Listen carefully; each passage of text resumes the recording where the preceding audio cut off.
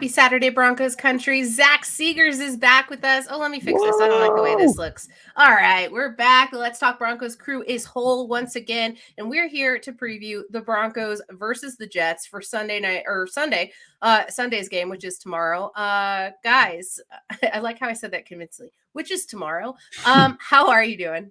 I'm doing good. I'm happy to see Zach again, fresh off his one pod suspension.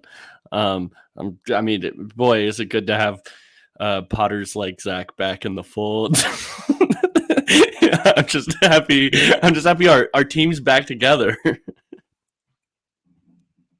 Yeah, glad to have the band back together.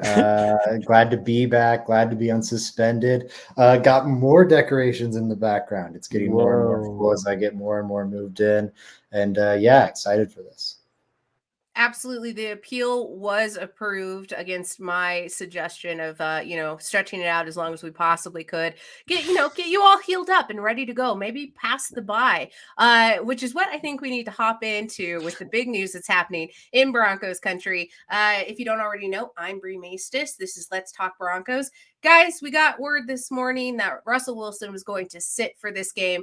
Brett Rippon is going to be the starter for the Broncos here. How do you feel about it? And let's talk about the other injuries as well. I couldn't say that I saw it coming, but Zach, you told us straight up. You predicted Brett Rippon to get this start here on Sunday. What are you hoping to see out of him? Functional quarterback play. Like, I think that's the thing that's been missing the last, I don't think it's been the whole 6 weeks, but definitely like the last few of them. It hasn't been functional. The problem I really don't think has been the offense to a point. Joey, I think, has really been hammering. There's, really both of you.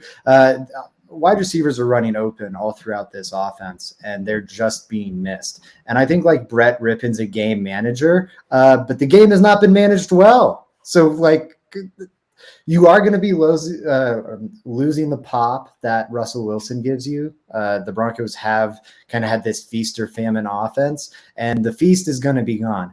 I think the famine is going to be gone too, and the feasts weren't all that great. So I think you can survive. And again, per my bold prediction, I kind of think it's going to even look a little better than it looked under Russell Wilson, which, if you want to be optimistic, is maybe the come to Jesus moment he needs. Like, whoa. This Peyton Manning impression thing has gone so far south. Brett Rippon is looking better than me. I need to Russell Wilson it up some.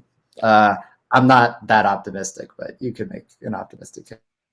Yeah, so it's going to be telling if he does have a good game, to Zach's point. I mean, this is game preview, I guess. So the one thing is, I don't think he's going to look that great. I'm not as optimistic about it as everybody else, just out of the fact, hey, guys, like, this is a backup quarterback getting ready against a really, really, really good Jets defense. If it would be all that much more impressive if Rippon does do a really good job this week, but it's just hard for me to believe. We talked about Quinnen Williams a bit yesterday. Sauce Gardner looks unbelievable. Their defense just looks really good. Specifically, that front four throughout looks really good, and we have a not so good offensive line. So I guess it's telling. I wish that we could just get all the Russ reps possible, just because I want to know exactly what the issue is, I guess, or I want him to figure it out if it's something that can figure out, and that only comes with more reps.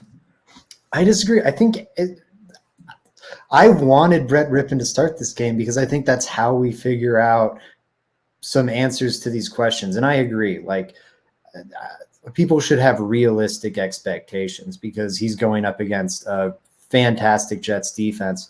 But I don't know. It hasn't been functional at quarterback. And I think just bringing someone in who can like hit open reads might be an upgrade in some ways, because the defense has been good. You've just needed like something on offense. And I think Brett Rippon can provide something on offense, especially when you look at how defenses are playing around the league, this like really conservative, take away all the explosives thing. That might be more within Rippon's limitations than Wilson's limitations. The league is kind of moving away from how Wilson is limited and towards how Rypien is limited. I don't think it'll be long term, and this is a much harder matchup defensively than the matchups Wilson has faced. But I think it'll just yes, it's a hard matchup, but it'll just look better at quarterback. You'll see it and it'll be like, oh, he's hitting open receivers. I think you'll be a little lost and the offense will still struggle to some extent, but I don't know. I'm a little optimistic there. I think what my main concern was the total lack of vision out there on the field. And that's not a pun or a joke. There was wide open receivers in plenty of cases. I'm hoping Brett Rypien is able to take advantage of those opportunities and make something out of it. But you make a good point there with the Jets defense coming in. Nothing to bat an eye at. I'm actually a little bit worried about that as far as a high scoring game. I don't think that'll happen. We'll get to predictions here at the end of the show, but we do want to give you a little bit of what to watch for as we're talking right now about what to sort of look out for this Jets versus Broncos game. I think we should tell Broncos country what they should be keeping an eye on. Zach, do you want to go first? Yeah, I mean, I think the hope and the prayer is you have an awesome defense, the Denver Broncos, that is, going up against one of the more suspect quarterbacks in the NFL. And now the New York Jets are telling themselves the exact same story. So, kind of goes both ways here. But yeah, the Denver Broncos defense is absolutely terrific. Damari Mathis probably doesn't have that many defensive penalties this week. And I think his coverage overall was pretty strong on that game, as good as you can expect from a day 3 corner. So I think the defense will keep playing at a high level, especially against Zach Wilson, who's really struggled. Zach Wilson, worst quarterback in the NFL when pressured this year. Under pressure, his passer rating drops to 3.4, which is just crazy. So this Broncos team, even without Randy Gregory, have been creating pressure like crazy. I think that'll continue this week and cause a world of pain for the Jets. I think you worry about what Breece Hall can do to the Broncos run D that has been up and down. But that's really it. It'll just come down to can Rypien piece something together. And I don't think it'll have to be much. I think this will kind of be an ugly one like the primetime games. I could see the Broncos winning this one 12-10. But just can Rypien get you those 12 points? That was the one point I wanted to point out. Breece Hall and the Denver Broncos' ability to defend the run has been a flashing neon sign for me again. And I said this with the Raiders as well. We underestimated Josh Jacobs, and I think that Breece Hall is another contender that we don't want to necessarily overlook here on Sunday. I don't know exactly what they need to do in order to stop him, but I feel like this could be a game that he really stands out just because against the Broncos, the run game seems to shine. And that's the only offensive weapons I think that the Jets are going to be able to get rolling on Sunday. Joey? Yeah, I hear all of this. I really do. I agree with both of you guys. I think that it's going to be a lower scoring game. Blah, blah, blah. I think all of that. I don't know. I'm just not as confident in some of these different Broncos points I think both of you guys make. For how Damari Mathis didn't look that great last week. The Broncos throughout their defense and everywhere throughout their roster suffering injuries. I don't think I'm evaluating the same football team week to week because of it. So it's hard for me to look back at prior games and say that's what we're going to get this week. I don't know. I have no idea. This is Damari Mathis' second start. Is Josie Jewell going to play? Is DJ Jones ready? These are huge, massive things that could completely sway my opinion either way on the Broncos defense. I really don't know. And DJ Jones is a great one to highlight in the run conversation. If DJ Jones doesn't play and Josie Jewell doesn't play, all of a sudden things are going to open up a lot for Breece Hall in the run game. And yeah, it'll look a lot uglier. Jets, since week 4, during this little win streak they're on, rank 6th in rush EPA per play. So really good rushing attack. Yeah, definitely something to worry about there. Right. Your football team can only take so many hits until it really starts to affect you injury-wise. And right now, the Broncos have already taken a lot. That's kind of I guess that's my overarching point. Yeah, I think that we discussed this last week or yesterday, Joey, is when we were talking about how the Jets game sort of looked like a gimme at the start of the season, and then it just Right. completely has flipped the script on all of Broncos country. Do you either want to chime in more on what to watch for, or can we switch over to player of the game? I can give a what to watch for. I Yeah. think the biggest thing that the Broncos are going to have to accomplish if they're going to want to move the ball on offense is blocking, especially that interior offensive line.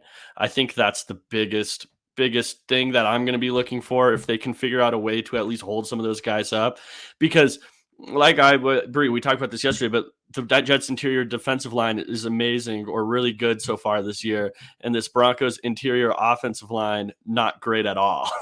So it's just something that I really want to highlight and look for.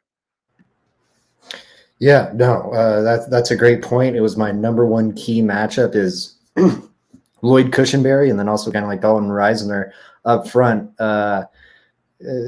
It sucks. They've been the two worst parts of a Broncos offensive line that has two backups on the right side, and it's crazy. I think Reisner and Cushenberry are allowing the most pressures on the team right now, which is hard to do as like interior offensive linemen. It's just something that absolutely has to be revitalized. It feels like the whole Broncos offensive line has to right now. And it sucks. Dalton Reisner and Lloyd Cushenberry have been problems on this team. Lloyd Cushenberry was kind of a known problem entering last offseason, maybe even the offseason before that. Reisner's been a known problem entering the last two off seasons, and both times the Broncos have done nothing about it. It's kind of frustrating to see. And yeah, now they're here. Quinn Miners now has his footing under him, as does Billy Turner. Hopefully the right side starts to look better, but yeah, Quinn Miners might bury, or not Quinn Miners, goodness, Quinn and Williams might bury Lloyd Cushenberry this. Due to that concern there at center, do you think that they'll try something out this game, or is this not the game to try to test too many variables, considering Kush is probably taking those snaps during practice this week? This is one of those weeks where it's like, if you're going to throw in an inexperienced player, it's probably best not to throw him in against Quinnen Williams and the Jets' interior defensive line. I say you have to roll with Lloyd, and hopefully he plays better. Frankie gave a bold prediction of 1.5 sacks for Quinn Williams. So yes, he did. Yeah, I would not take that because I think he's going to go well over that. If the bold prediction was under 1.5, no, it was over.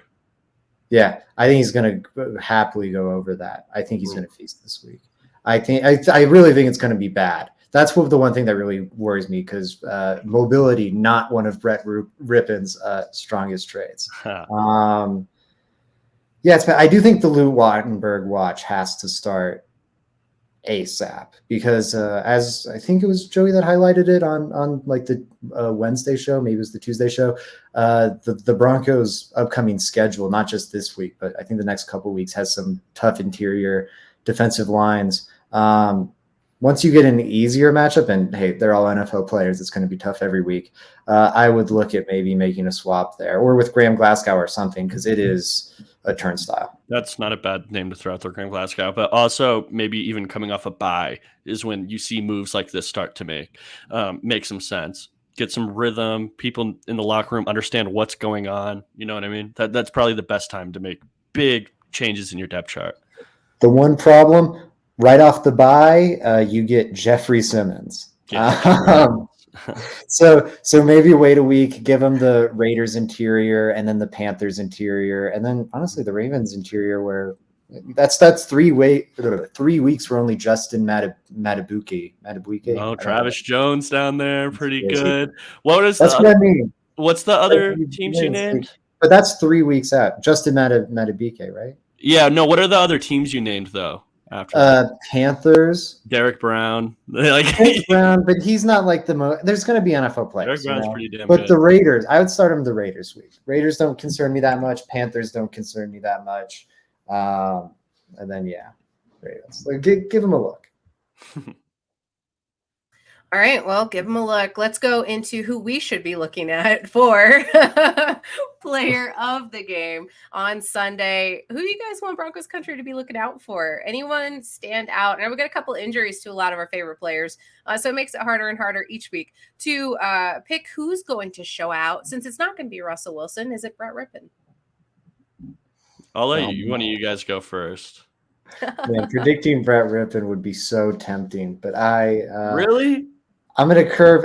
Not that I think it'll happen. That's why it's tempting. It's tempting because, like, I think it'd be bold fun. predictions went off, yeah.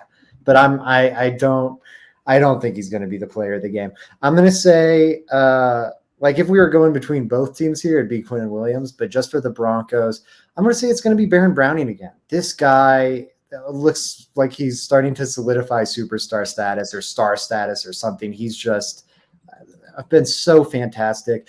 This Jets offensive line probably presents him his toughest tackle challenge yet. Curious to see how he handles it. I think he's going to do really, really well. Zach Wilson is a quarterback that holds the ball for a long time, which is a great recipe for someone like Baron Browning who explodes off the line so fast and gets to the quarterback so quickly. Speed too on top of that off the line burst. So yeah, I'm going to go with Baron Browning. Continues to a stellar debut. I will go with Justin Simmons. I think that Justin Simmons coming back into the lineup now a week past his first one, right? So now his second week back, playing against the Jets offense where Zach made some very compelling points on why Zach Wilson isn't having the best year so far. And yeah, I just feel a lot. Justin Simmons takes advantage. If a quarterback makes a mistake, there's a good chance Justin Simmons is capitalizing on the other end. And I think Zach Wilson is the type where mistakes are going to happen. It's just if the Broncos defense capitalizes on those, I say they do. So I'll take Justin Simmons. It's interesting that you both are going defense, and Zach, I want you to chime in there on Joey's point there with Justin Simmons. Oh, for sure. Actually, I was going to ask a question that I feel will sidetrack us. So give me your player of the game. And then I'm curious about something Patrick Surtain related. I absolutely think that it's going to be a defensive game for both teams. And so I'm going to go against both of you just because you both went to that side of the ball. I'm going to go offense, and it's not going to shock anybody listening. I'm going to go Greg Dulcich again because I think that if you're putting Brett Rippon in there, his ability to see the field and know exactly what's been missing, I think he's been honestly watching a lot of what's been happening in the offense and kind of tinkering with what he could do because he's just so football minded and focused that he's able to like really figure out. I feel like he's the mathematician of the Broncos, just able to really figure out what's not working. And if he knows exactly where Dulcich is going to be, which is wide open in midfield, I think he's going to try to attack that as much as possible because that just precludes efficiency for him. So I think that it would be dumb not to. And I think also he'll be able to spread the ball around a little bit. It's going to be his time to shine. He's getting the start once again. I think Brett's going to have a nice showing there on the offense. So I'm going to go Greg Dulcich because I think it's his time. Why not? Show out. I would love it. I would love if Greg Dulcich had a big game. I would love if any of the offensive players this game would be player of the game. That would be awesome. That would mean probably something good happened. Yeah, I'd say that's right. If we come away from this game going X player on offense was the player of the game, good chance Broncos win this one. It's good news. It's not been the case. My Patrick Surtain thing, I'm curious. How would you deploy him this week? No Elijah Moore. I don't think there's a receiver on the Jets that like really, really worries you. They've been moving Garrett Wilson around. Are you just keeping Patrick Surtain to one side? Are you using him on Corey Davis because of the like size matchup might be difficult for Damari Mathis? What do you think you do? I'm just keeping him on the side. I don't think there's a receiver on that team that I'm so worried about compared to the other one, I guess, or where I feel like I would have to. Oh, Surtain has to guard this guy. I don't see it. I would just get in your normal defense, have Patrick Surtain cover a side, shut down a side of the field, and then maybe deploy more attention to the other side. Like that's probably what I would do. Right. I don't think you're going to necessarily be picking on the other side of the field. I think Pat's able to switch pretty frequently and easily, that it wouldn't be an issue. I think what their fourth receiver is Mims. So I don't know. Like, I'm not really concerned there. That's why I think the defense will have such a stellar Barrios? game. I think the, yeah, No, I'm Barrios. trying to think So who it is. Yeah, it's someone. it's somebody, and I think that's why the secondary is going to have such a big game. I think Justin Simmons is somebody to watch. Patrick Surtain is always somebody to watch, and I think that they're not necessarily going to have too tough of a matchup there. I'm worried about the Jets' defense against our targets is like more of like where all of my focus and mental shift is at. So yeah, I don't know what they would do with them. Yeah, it does look like it's Barrios. Sorry, I was looking that up really quick in terms of snap count, and then Jeff Smith.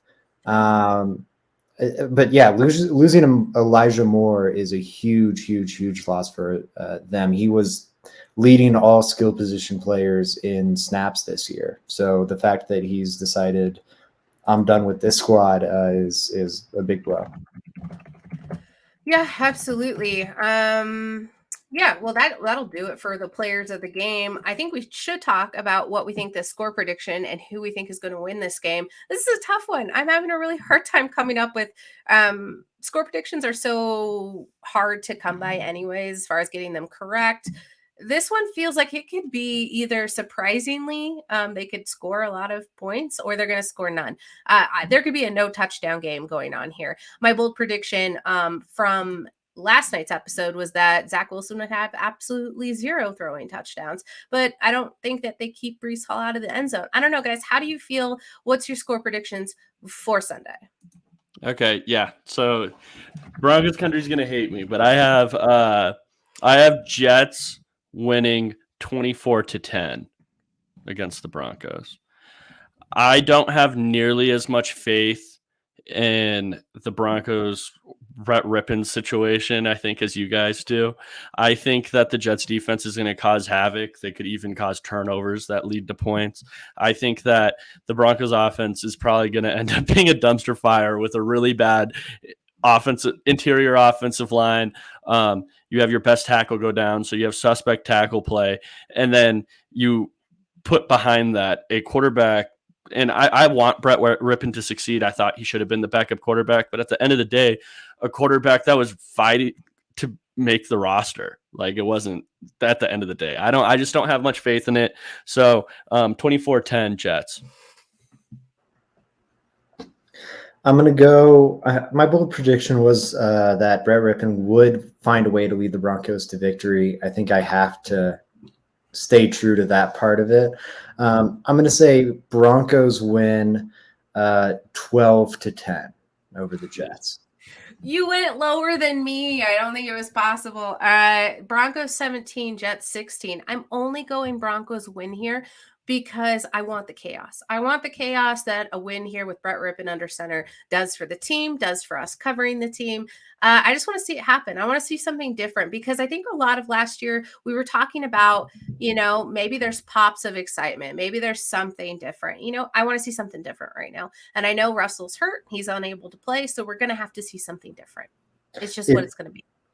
If Brett Rippon does his best Geno Smith, and I don't think that's even within him, but like if he did, I don't know, like if he did his best Cooper Rush impression and was just like the 24th best quarterback in the NFL, that would honestly be meaningful for the Denver Broncos, I feel, going forward, just because although Russell Wilson probably has to be on this roster the next 2 years, he does not have to be the starting quarterback next year. And I think we're at the point where if this is this bad for the whole season with Russell Wilson, because right now he's performing like the worst quarterback in football,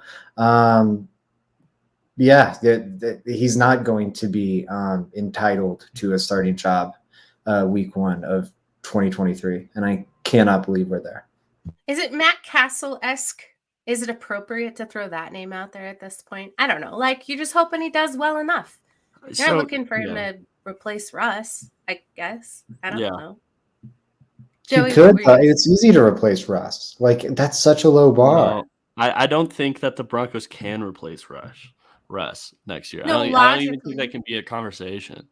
just because you gave. Oh yeah. Let me to give you my bold prediction on the next offseason. The Broncos are literally going to do everything to make it where Russell Wilson has to succeed. They're going to get all brand new coaching staff in here. They're going to try to fix every little issue around Russ. And then that's what's going to have to happen. I think that Russ is absolutely, I don't think there's an option but to keep him as your starting quarterback for at least a completely whole new season. Yeah, no, he will be the starting quarterback entering next year.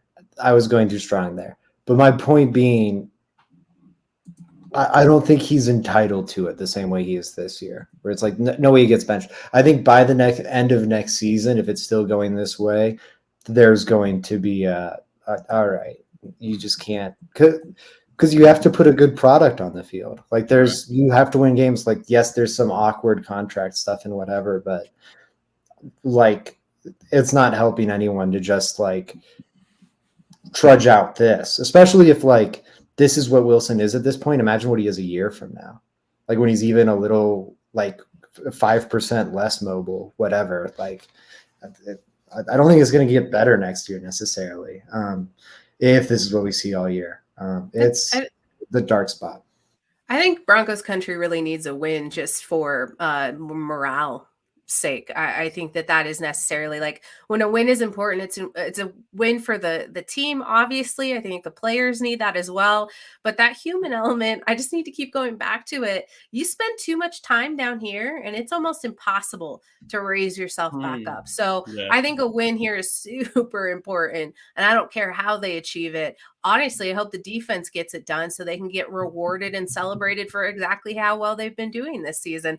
And that would just be sweet symphony, because we wouldn't figure anything out. We still wouldn't know if Brett's going to carry us through the bye.